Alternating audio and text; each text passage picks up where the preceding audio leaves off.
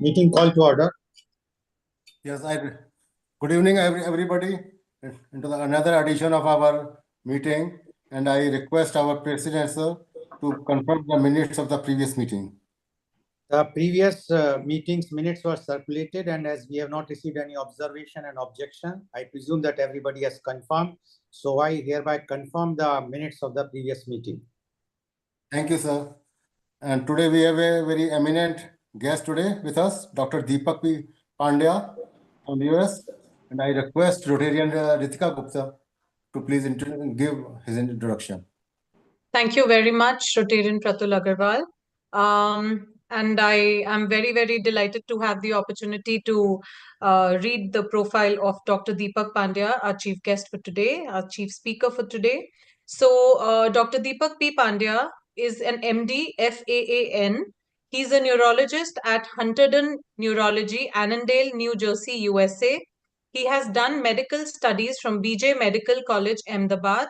He has done his internal medicine from the University of Maryland Medical Center. He did neurology from Temple University Hospital.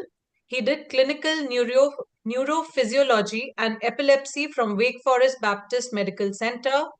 His areas of work are neurocritical care, epilepsy, stroke, clinical research, as well as teaching. So I welcome you, Dr. Pandya, on behalf of Rotary Club of Organ Donation International. And I pass over to you. We would be very enlightened to hear from you. Thank you. And it's humbling to be here with a group of devoted and excellent people of our society. I just would like to have a PowerPoint talks. And what we are talking today about neurological challenges in organ donations. And at the same time, what could be the opportunity we can obtain from the neurological challenges. Now, what is the most important objectives that I would like to talk today, and how to assess the brain death? You will be surprised that as a neurologist I have seen so often most of the physicians are confused to talk about brain death, even though we have a universal guidelines. Now, the second thing comes, how to identify potential donors. So it is important for all of us to know how to make accurately neurological brain death in a patient. And the second thing come up, how to identify potential donors. And at the same time, we should be aware that what are the specific things that we are looking from potential donor that a recipient should not have complications. So we will talk about them. At the same time, we would like to see if common myth about brain tumor, CNS infections, are there contraindications for the organ transplantations, that we would go one by one, all of them. So what we look at in the physicians community and a general public too, that organ transplantation is the best therapeutic options for so many patients worldwide with an organ failure. Now, when we think about US data in 2023, more than 100,000 patients were waiting for organ transplantations in the United States, but only fewer than like 42,000 transplants were performed, and fewer about 6,000 patients died while waiting for the transplant. And there is a marked imbalance between supply and demand organs, with a very severe scarcity of the diseased organ donors. Now, when we think about India, rate of diseased organ donor in India is below 1 per million populations, while the US and Spain has a 40 per million populations. It is very imperative that physicians, critical care physicians, identify potential donors, ultimately help to add additional listings with the transplantations. Think about in India, in 2022 or 23, there were 17 to 18,000 solid organ transplantations were performed. And most of them in India come through the live transplantations rather than disease organ transplantations. And most transplanted organ in India is a kidney. But current number of transplantation is very insufficient to meet the demand of estimated more than 200,000 renal failure per million populations. Now, we also have a high burden of the chronic disease like a diabetes, hypertension. So what happened that so many of the patients are waiting for years with hemodialysis on a waiting list for transplant or may not be able to get the transplant. And this is one type of area that we all need to work together. And when we think about organ transplantation, the first thing comes how to assess the brain death. Now, there are several different wordings about like a death and a brain death. We will go simple wording. Like number one, what is death? It's an irreversible biological event that consists of permanent cessation of the critical functions of the organism as a whole. Now, in a modern world, I believe since 1954, the US started developing the newer terminology about brain death. And we are still struggling. We still do not have universal guideline. However, some of the best guideline available, which I'll go here, and a common way of looking brain death implies to permanent absence of cerebral and brainstem functionings. Brain death signifies complete irreversible cessation of the brain function, including the brain's capacity for brainstem to regulate respiratory and vegetative activities. So when we look about brainstems, that means absence of brainstem and cortical functionings, and they both are important for anybody to live a normal life. Brain death also signifies complete irreversible cessation of brain function. And this is the area that we should think a little more widely. What are the criteria? Number one, that clinical or neuroimaging evidence of acute central nervous system, like any kind of catastrophic event. Then we are looking for exclusion of certain activities, like someone has acid imbalance, someone has a circulatory collapse, someone has a poisoning like no drug, or certain kind of drug intoxications, or someone has a less core body temperature. These are all the very important criteria before you make the brain like a brain death diagnosis. At the same time, we need systolic blood pressure somewhat little bit higher. And what are the examination findings? Should be complete coma, and there should be complete absence of cerebral and cortical functioning. That means there should not be any eye movement, pupillary reactivity. There should not be any breathing like no cough reflexes. These are all very, very important factors to be considered. And when we think about complete absence of activity, so often we do see some kind of subtle activity or highly jerking activities in this kind of patients. And that confuse the patient's family so often with treating physicians, like semi-rhythmic jerky movement, facial movement, finger flexor movement, tonic neck flexors, like a triple flexions, like flexion at hip and knee or ankle can do the activity. So often there are startle activities. Like so often, like we go to patient's room, examine them, and looking to a little bit of the noise, patient would have movement. When you clasp the finger in front of that person, patient would have movement. Family will understand that no, somebody still alive, somebody still understanding. And when you evaluate them, they would have complete absence of brainstem activity. So these are the couple findings that we should always know before we declare our patients the brain death. And how do you assess them? Even though time has come up so advanced in the modern century, clinical examination is a gold standard for anybody when you judge about brain death. And then subsequently, you aid with a diagnostics testing like an apnea test. So when do you do apnea test? When the patient has met the criteria for the brain death. That means that you do not see any cerebral or cortical activities. And there are some criteria that make sure that the core temperature is about 36 degree temperature or 97 degree Fahrenheit. Systolic blood pressure should be above 100 degrees. And arterial carbon dioxide should be 35 to 45. So there should not be hypoxemia, and patients should be in a normal volume status. These are the prerequisites. Quite often, sometimes it's very hard to do it. And what would be the positive apnea test?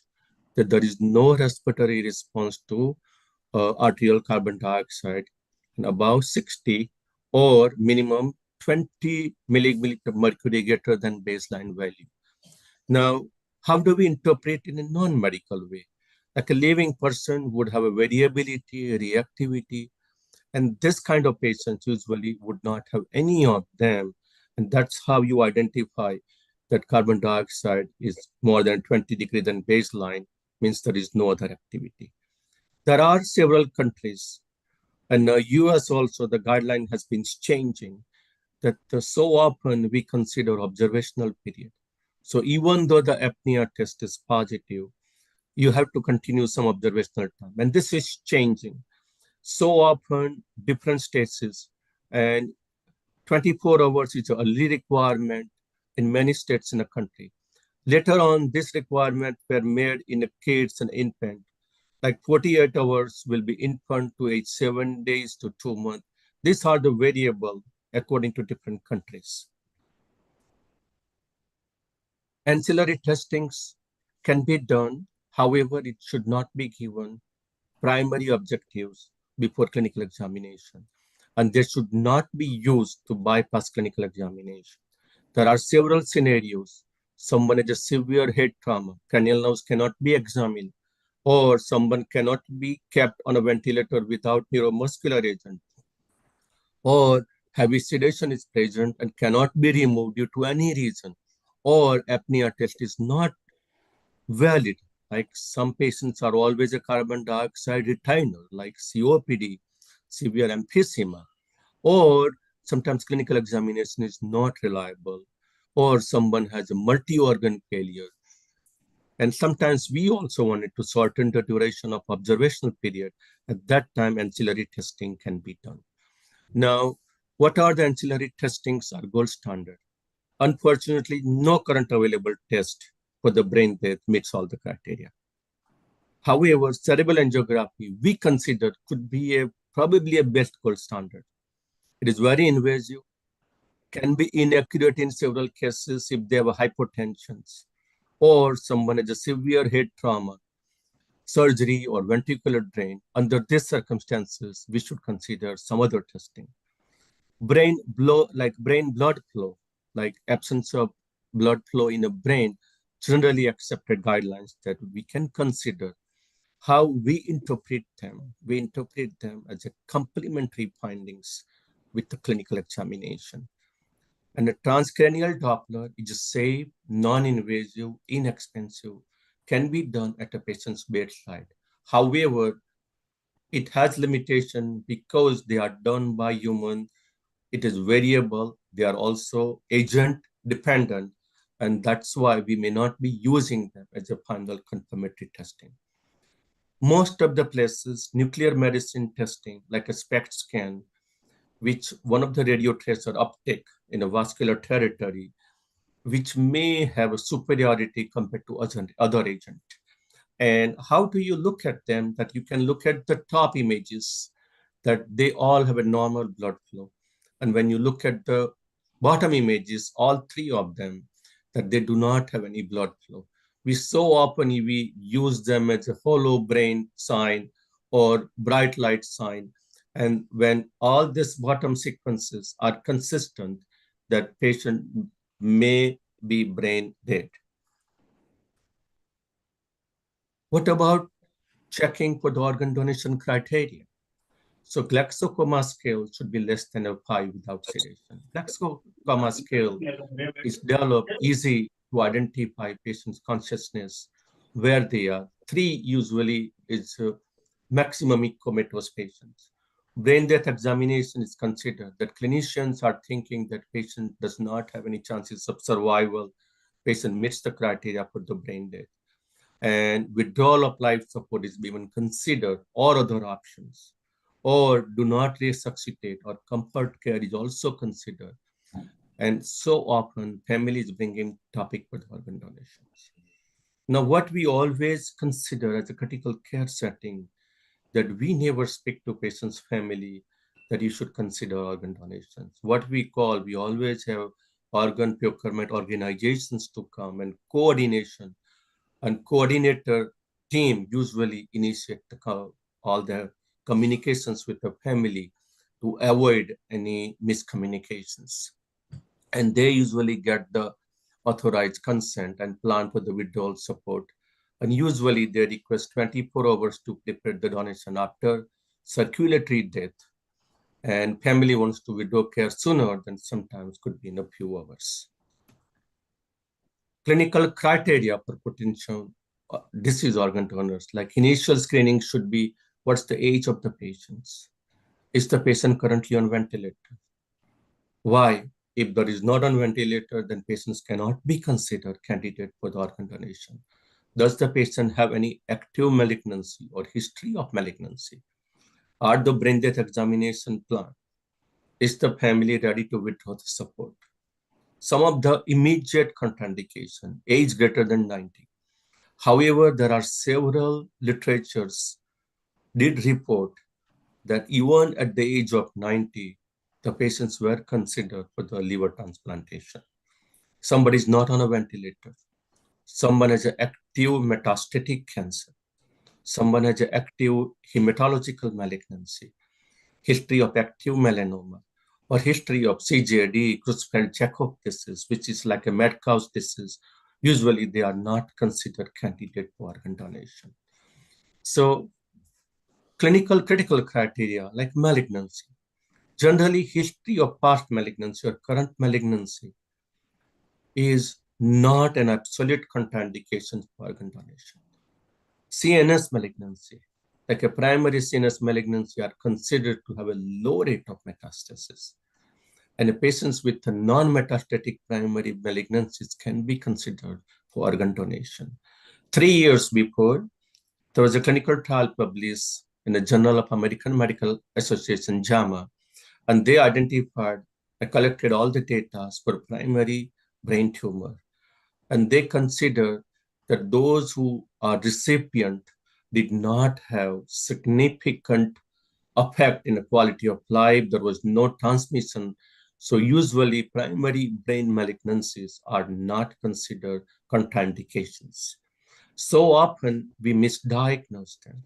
So metastasis in the brain can be misdiagnosed as a primary CNS tumor.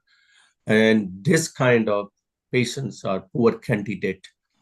And so often that we have to look that unexplained intracranial hemorrhage or suspected brain neoplasm without biopsy, we should evaluate before we consider them as a candidate for the organ donation. Same thing with infections. So organ donor, typically they are in intensive care unit, that they would always have infections. So that should not be the contraindications.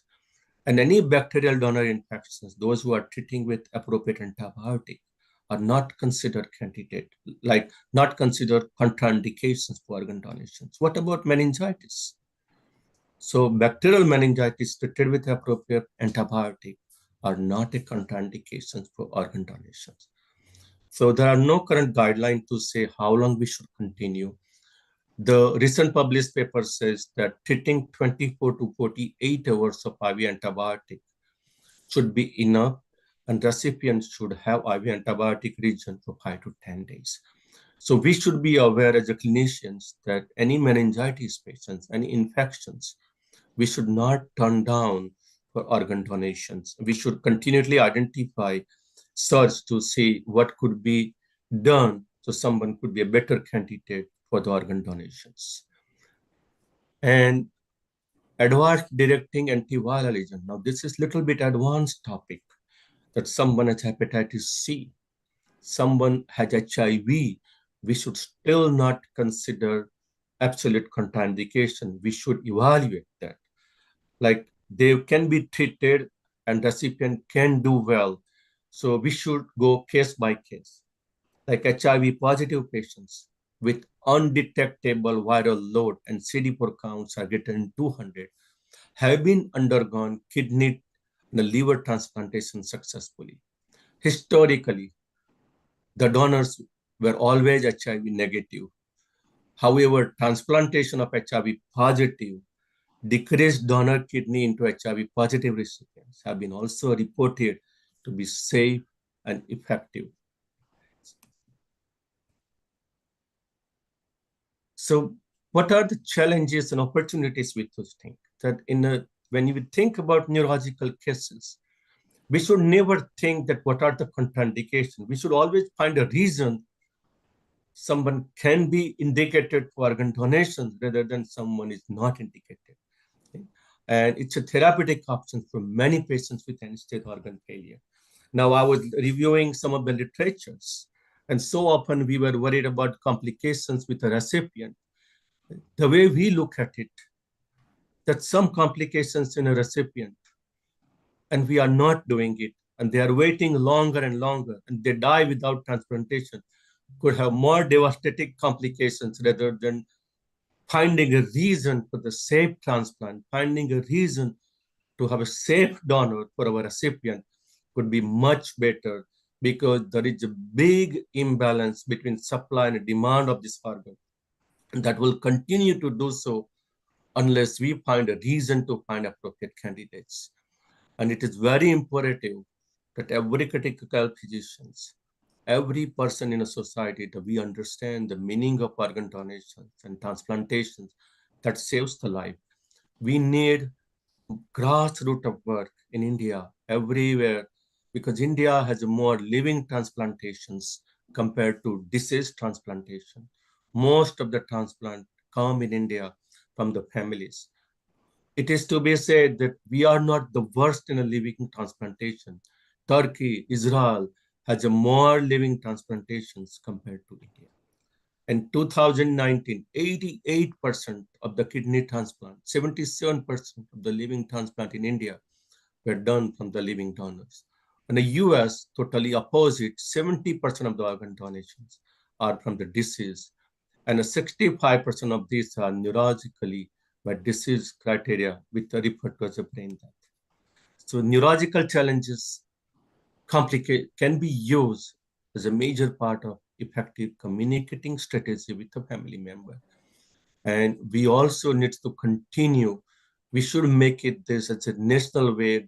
Like in the US, they have like every driving license, they have asked, is the person is candidate for organ transplantation? We need some kind of work, not only in India, all over the world. So all our patients, those who are waiting for organ donations, transplantations, could be more simpler.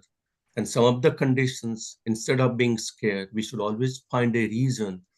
Can someone be an effective organ donor for our recipient? So their care could be continue better way, rather than waiting for the transplant list and die at some moment because of chronic illness. And thank you, and I feel honored with you, and I thank you for all your attentions. Thank you very much, Rotarian Dr. Deepak Pandya. Can you just close it now, your presentation?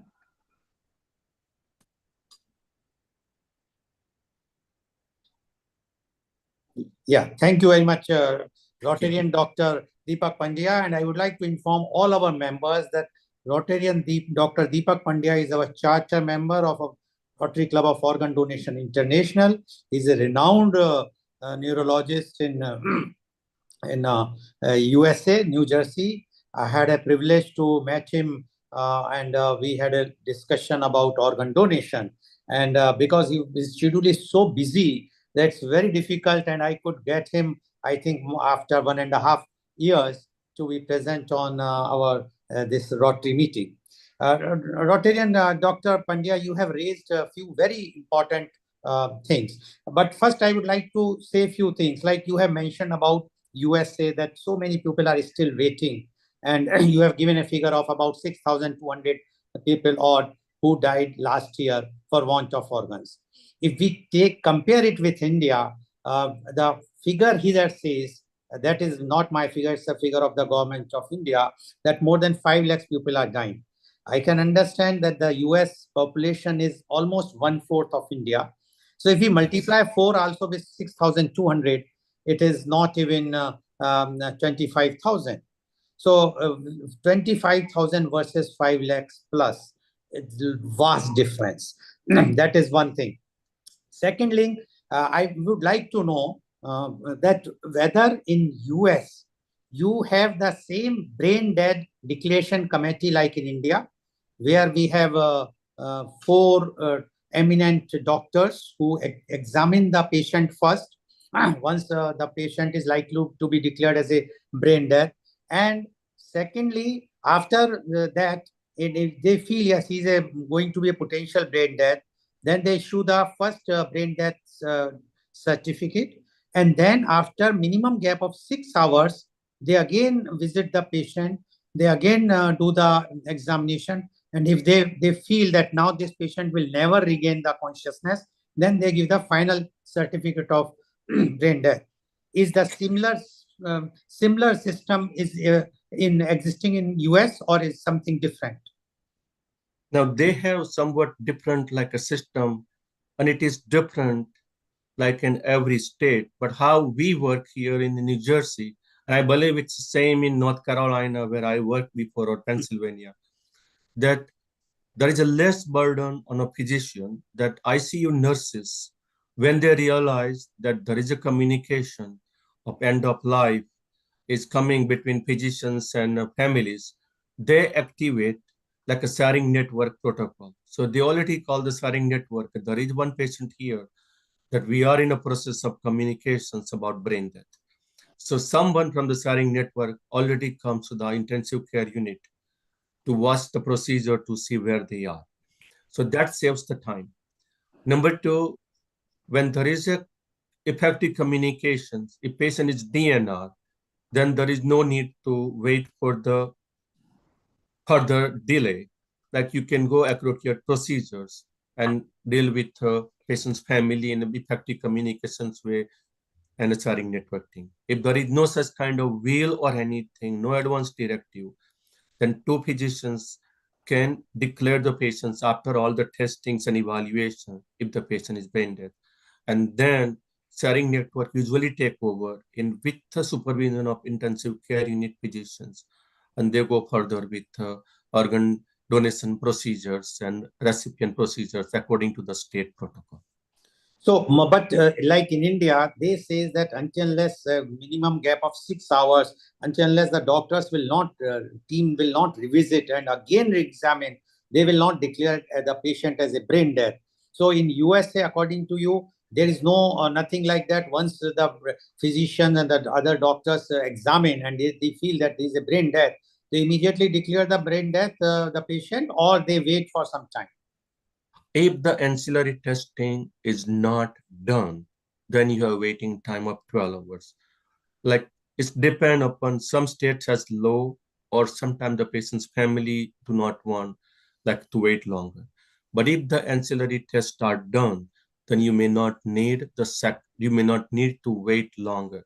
So often we do ancillary testing to shorten the waiting time, observation time, and they can go with further like organ procurement organizations team to work with them. Okay, thank you very much, doctor.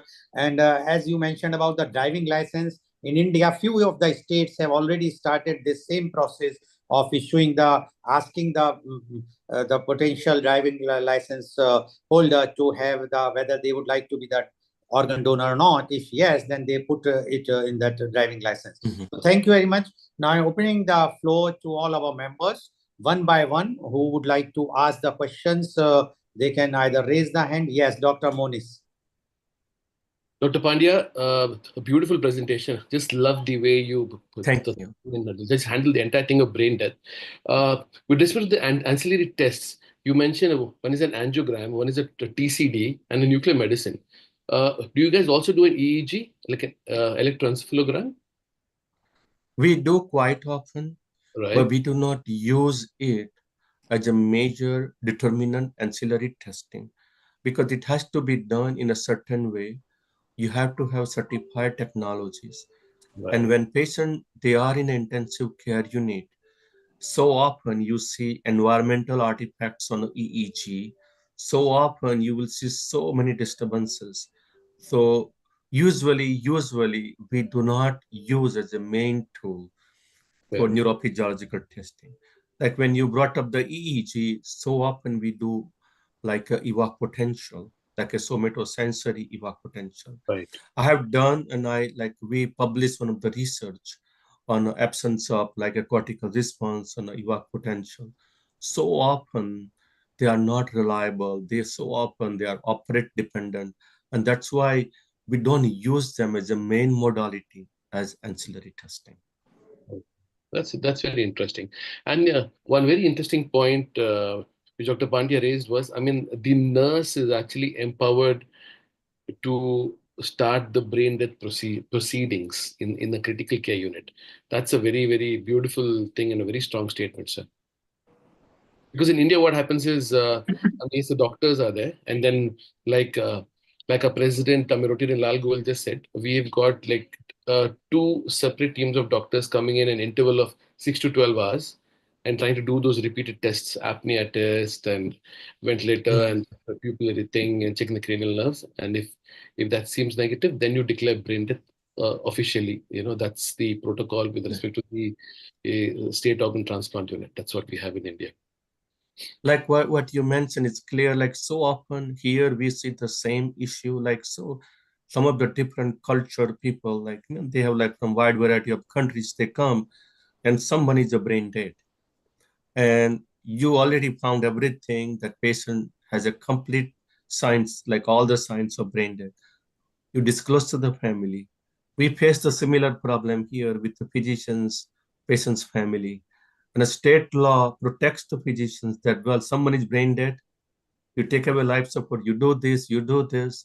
But when the families and all other issues, so it's the same topic here, but different setup, different environment, and we are struggling in the same way. And so many patients, what we face in our country too. Okay, thank you very much. Thank you so much. Thank you very much, Dr. Rotarian, Dr. Monish. Yes, Rotarian Girdhari Agrawal. Yes, Dr. Pandya, thank you very much for your nice presentation. I just want, correct me if I am wrong. I think you said that a patient who wants a liver transplant, he's a hepatitis C patient. If the viral load is high, then that person is not suitable for transplant? Was it right? You can, viral load is high, then you can use the newer genetic medications to suppress that. Now, there are two sides in a discussion. So one side says, if this recipient get hepatitis C, what will happen? And other side says, if the recipient did not receive the transplant, what will happen? So Right. in case if the recipient get hepatitis C, you can still treat them with newer advances, DNA base of the genetic medications will help him to improve from hepatitis C rather than not receiving the transplant and wait to receive the organ. Okay. Thank you. Thank you very much, Rotarian Girdhari Agrawal. Before I will go to Rotarian Professor Dr. Sudhir Saran, there is a question asked by our Charter President of Rotaract Club of Raja Balwant Singh Engineering Technical Campus, Agra, Rotaractor Ashita Yadav. She asked the question to you is, if someone is registered himself in India, if someone is registered himself or herself in India to donate their organs, but if the same person travels to USA, whether the donation, their will to donate will be accepted there or not, and the vice versa. Like I have registered here and I'm coming to USA, whether it will be acceptable there or not. And if suppose an American citizen who comes to India and he also have donated their place to donate, whether his organs can be taken out here or not in case of brain death. This is a difficult question.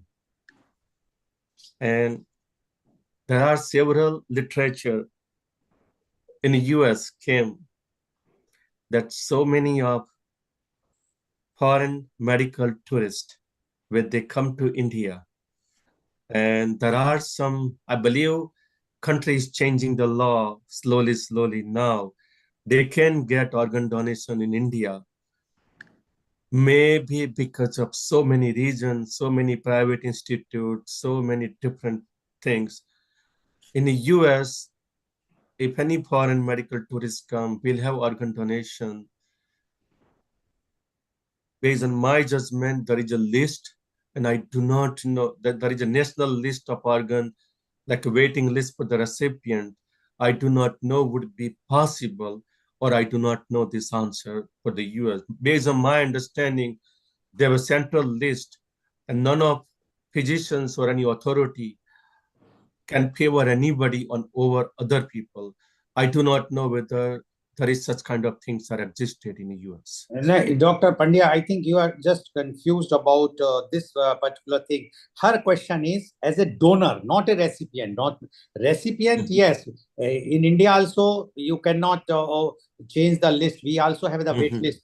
And I visited your NJ sharing your headquarter in New Jersey. And there I was told that the wait list is so strict in USA that even the president of USA is having no say in that changing the wait list. Although in India it's quite flexible, we have seen so many powerful people and the money people, they get the liver or kidneys out of the turn. But in USA, as I was told, that the president also have no power. But her question is whether the donation can take place or not from an outsider, or suppose an Indian goes to US and met with an accident and declared a brain death, whether you have any chance to see such type of patient in your practice? Yes, absolutely. It is possible. It is possible. Okay. Thank you very much. Yes, Rotarian Professor Dr. Sudhir sir. Thank you, Dr. Pandya, for a very illustrative and educating presentation today. So many points that we did not know. Thank you. And, there is one issue which is top of my mind, which I want to clarify with your help. You said there are stepwise tests and tests like ancillary tests which confirm brain death. Now, it is similar to what happens in law. There are different levels of evidence. For example, plausible that the person is a suspect, then preponderance of evidence that he is the guilty party, and then there is the ultimate level beyond reasonable doubt. So which of the tests are in the second and third category for declaring a person brain dead? So one, we already know, clinical examination. If that is, and the second thing, we usually use nuclear brain blood flow testing quite often compared to angiography, CT angiography, MRI, transcranial Doppler, or EEG. All of them we do not use as a supportive ancillary testing. More often we use like a nuclear blood brain flow, and usually examination and that confirm the diagnosis. And one final point, is there one confirmatory test which puts everything to rest and there is absolutely no doubt after that that the brain is dead? There is no, like every literature mentioned that not any single ancillary test is 100% confirmatory. So use them as a complementary findings with your clinical examination, clinical suspicious, and aiding the value of the test to confirm your diagnosis. Like all of them, just for an example, cerebral angiography is a gold standard that will confirm your diagnosis. However, all the patients are in critical care unit. They are on a ventilator. They would have hypotension. They would have some other issues. And when you do cerebral angiogram, it may not be accurate. Second thing, transcranial Doppler. It will show you very accurately in average circumstances, but it may not be helpful to you in certain circumstances. Same thing with EEG, same thing with the work potential, and the same thing with nuclear blood flow testings too. So often we end up doing 2 times or 3 times, sometimes when one doesn't work, to make a better diagnosis, right? This is a question of ethical principle that even though clinically you think someone is brain dead, but if you could not go with one ancillary testing, then you wait, redo again. I don't think any test is 100% accurate. Not any single ancillary test is 100% accurate. Okay, thank you very much, Professor. Thank you. Yeah, you have one more question, Professor Saran? You have any doubt?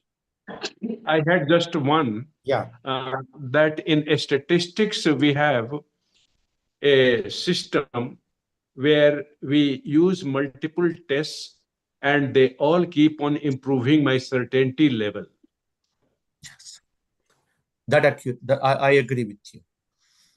That I agree. And so often here to critical care people, we order EEG, we order nuclear blood brain flow, but EEG you keep in a low yield because of so many reasons. Now, American Clinical Neurophysiology Society published a guideline, and that when we do EEG on that guideline, they want everybody to be certified before you declare the brain dead. So quite often, the physicians are certified, and technologists are not certified. And so often physicians are not certified, technologies are certified. So that's why we are not using that very often. And if you think about Clinical Neurophysiology Society, if you have 100 physicians trained, only 30 or 40 are certified. Rest of them are not certified because they don't think they need it. And this is what, like a legal barrier over there, that you can use this kind of guideline to declare someone based on the testing. Like you are asking me, like I work in a hospital. The hospital has to be certified by American, like a Society of Epilepsy for Technologies and ABRET. If hospital is not certified, then you cannot make it. So when you look that way, then legality of this and boundary of this is very low. Thank you very much. Thank you very much, Professor Saran. Before I will go to I think Rotarian Girdhari Agrawal also wants to ask a question. But my question to you is, Dr. Pandya, you have compared the figures with US and India. Now here, the brain death, as you have rightly said, that it is less than 1%. Okay. But here, that is not 1%. It is 1 per million population. But in USA, I was told that the 99% people who are declared brain dead, they accept, their relatives accept it and they give the consent to donate. Why is so much change of mindset, or is there anything else why the Americans, citizens give the consent of their family members or the next to kith and kin, while in India, we are very reluctant to give the permission for this. Is there any specific reason according to you? Like I believe, and this is my opinion, and my judgment can be wrong, but the way I review the literature, I work with all the physicians. I believe as a physician, we are still not up to date of thinking about organ donation is a part of our care. We believe, let's just do it. And I believe that's main reason that we are falling apart. And nowadays, there is newer and newer way of thinking that can we include organ transplantations, organ donations in a medical school to educate our future medical students, our physicians, that they can actively take part in this kind of intervention, which is important. Like surprisingly, every state in the country has a list of organ donations, and my even driving license has it. Then why we are not doing it? I believe as a healthcare system, we are failing compared to people are failing, and we need a solutions for that. This is how I look at my like thinking about all these issues. Okay, thank you. Yes, Rotarian Girdhari Agrawal. Yeah, I just had one question in mind. Since you are yourself is a very eminent doctor, the protocol of Indian system for declaring brain dead, is it okay as at par with your, I mean, medically, in your opinion? I will be very probably not correct because like, even New Jersey and Pennsylvania, they both have a different brain death protocols. So, Okay. okay, like every state has their own regulated like protocols. So like, what is right, what is wrong will be so hard to judge. Okay, thank you very much. Right. And Thank one you. more thing which I found in New Jersey especially, that there are 50 organ transplant centers in New Jersey. The population is very less. While in India, there are not much this thing, because I just wrote an article and I found that in the districts, in Indian revenue districts, only 15% are having facilities of organ transplants, not or the retrieval, even retrieval center also. So don't you think this is one of the reason in India that we are we are wasting our resources as far as the potential organ donor, as well as our energy on creating awareness in those districts where no such type of facilities are available. While in USA it is quite reversed, because New Jersey population, as per my statistics, is about 95 lakhs people stays in New Jersey state. And while in Uttar Pradesh only, we have a population of 24 crores. So, but there are only 6 districts in UP which is having this organ transplants out of 80 districts. So, do you think this is one of the major reasons that's why the USA is having more organ donations? Yes, absolutely. I think we can do in India, like my research while I was doing after we spoke about this, I may be wrong in the numbers because I read the literature. I did not practice in India. In India, all over the country, we have 250 or 275 major hospitals, those who are doing the transplant. If that things change, then we would have been much better than what we are now. I think that could be one of the reasons that we are having less numbers. Okay. Day by day, like it's not that our public is not advanced. I think Indian people are far advanced in the world, far more talented, far more reachable. We can have it. We just need little more infrastructure, then overall picture could be quite different than what we see now. Okay. Thank you. Rotarian Pratul Agrawal wants to ask. Thank you, sir. You have given us a very good presentation, and it is a very useful one also, because we are facing a lot of problems here in India and creating a awareness, and we are very much in need of this. The problem that we face here is with law, because here getting somebody declared brain dead is a big problem. There should be some global understanding about this. What do you think? We should be, this movement should not be remain limited to some nations only, and it should be made a global movement actually. And like some global institution like WHO, or they should issue guidelines about it. I agree with you.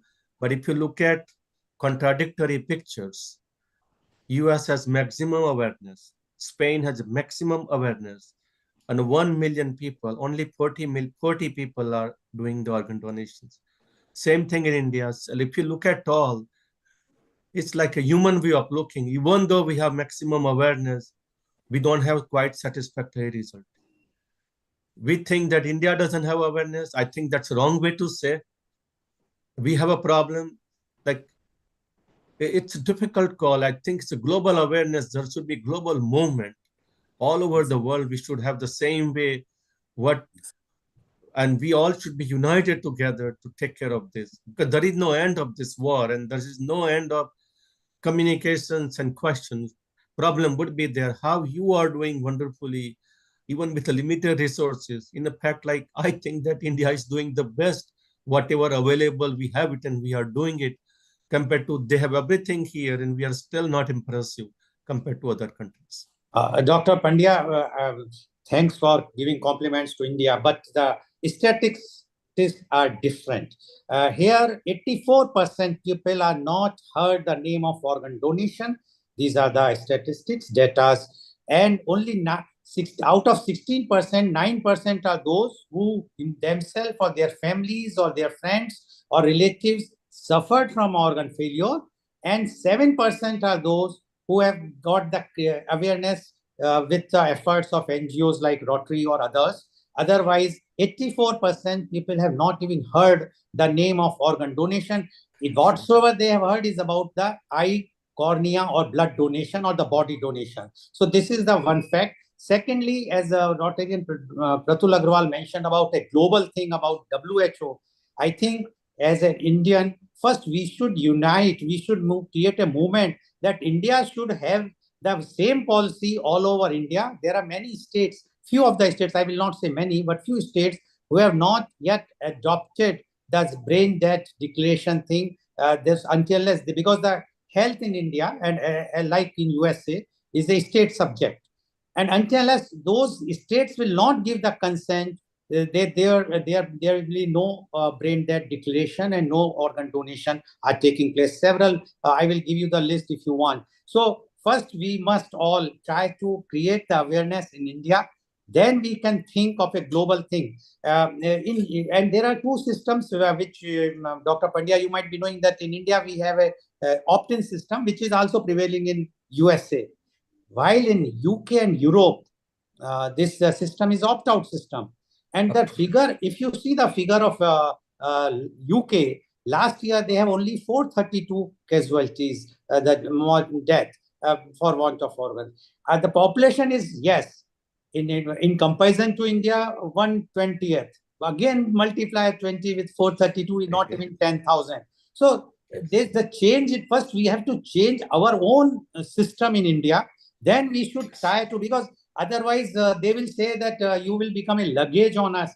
I think Rotan Pratul Agrawal, you were also there in that meeting at South Hall in UK, London, where the issue was that the UK residents were more donors than the Asians, in which includes Indian, Pakistan, Bangladesh, etc. But they have the same problem what we are facing in India, that who is giving more or who is not giving more. This particular state is giving more donation, UP is not giving, or Bihar is not giving, like that. So I think a lot of mind said to be changed. What you say about this, Dr. Pandya?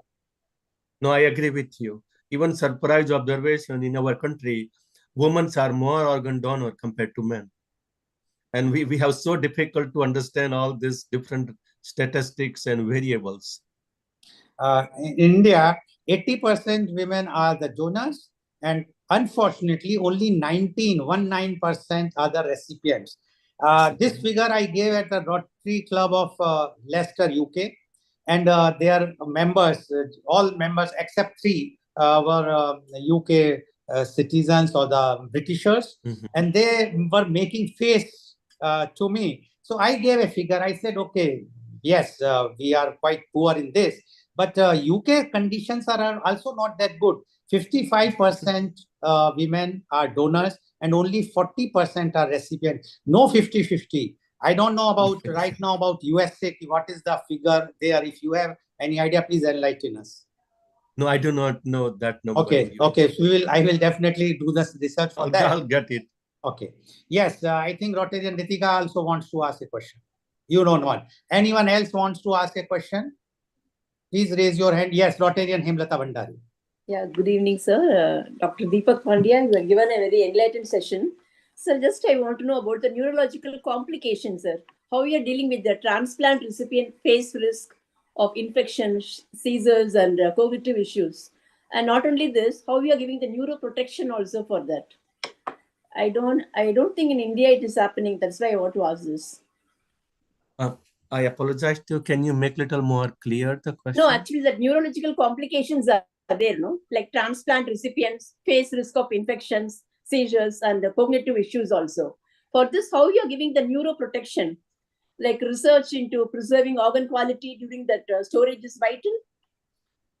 Just want to know about that. Like means like how you are complications. handling that, yes. Complications on a recipient? Yes. Yeah. Okay.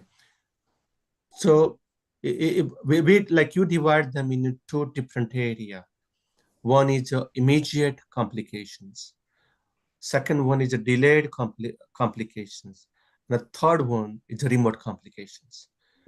And the immediate complications that you would always see seizures, encephalopathy, right? Delayed complications that will be from like immediate will be from 0 to day 7, then 7 days to 30 days would be delayed complications that you would see stroke, encephalopathy. Some people may get, but it is too early to judge early sign of rejections. And then delayed complications could be graft rejection, immunosuppression, and subsequent complications. I hope I answered you. Yes, sir. Okay, thank you very much. Dr. Pandya, in the last, like in India, we have a family say for a brain death. Next to the means the kith and kin that they have defined even the family, only they can give the consent for the organ donation. In USA also, it's the will of the family, like because both we have following the opt-in systems. So usually when somebody had made the decision while they were competent that I would like to pursue for organ donation, usually you do not need consent. However, most of the hospital, every hospital and country, they still take the family in a confidence and they still have them sign a consent because nobody wants to be coming in the newspapers and legal consequences and all other issues. So we always have them to sign a consent, but we already tell them that your family member did make a will that they would like to consider organ transplantation. Is it a legal? Can you continue without families meeting and you will be still okay? Answer is yes, you don't need consent, but they usually take it just to keep everybody in the same page. So that's where they would not have unnecessary dispute. So according legally, to you don't need it. Yeah, just like I made it, so Yeah. they don't need consent from my family.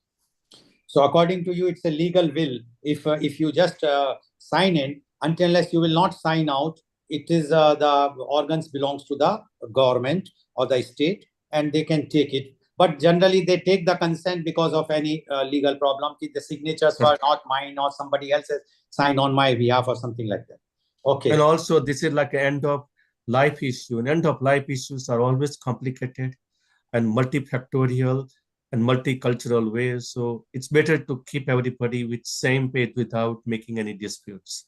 Okay, thank you very much, Rotarian Dr. Deepak Pandya. It's very nice to hear a physician, because generally we have a surgeon, transplant surgeons who are giving their talk, but you being a physician and that to a very important field that is a neurology, that you are giving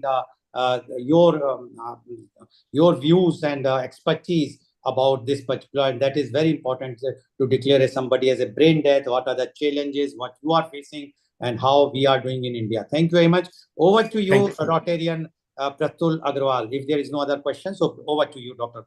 Rotarian. Thank you, sir. Thank you, sir. Now I request our very dedicated member, Dr. Rohan S. Monis, who was down with fever and recovering, and he's so much motivated for the moment, he consented to join, and I asked him to give the vote of thanks. Thank you, Pratulji. Thank you, Pandyaji. This was one of the beautiful sessions. I think once this is live right now on YouTube, and this presentation will be a ready reckoner for most of us to understand brain death, and probably because you've dissected it very easily, the things, the do's, the nots, the ancillary test, and what is required. Yes, we have gaps in various states, in various countries. I think we are doing our bit, and as you are also a charter member, you must be known, like we are actually registered as one of on the board of organ donation, like in the state of Karnataka right now as we speak. And we hope to take very many more strides and also have your inputs. And thank you, Dr. Pandya, again for your time. And I thank each and every Rotarian for your time, and have a beautiful week ahead. Okay, thank you very much. It's humbling to be with you. Dr. Pandya, just before I will conclude the meeting, I just want to know whether your presentation which you have sent, can we share it on to our members or not? Or is it something which is you are having the copyright? I will do everything what you recommend and suggest. You know that. Okay, thank you very much, Dr. Pandya, for giving me that much importance. Thank you very much. Thank you. Meeting is hereby adjourned.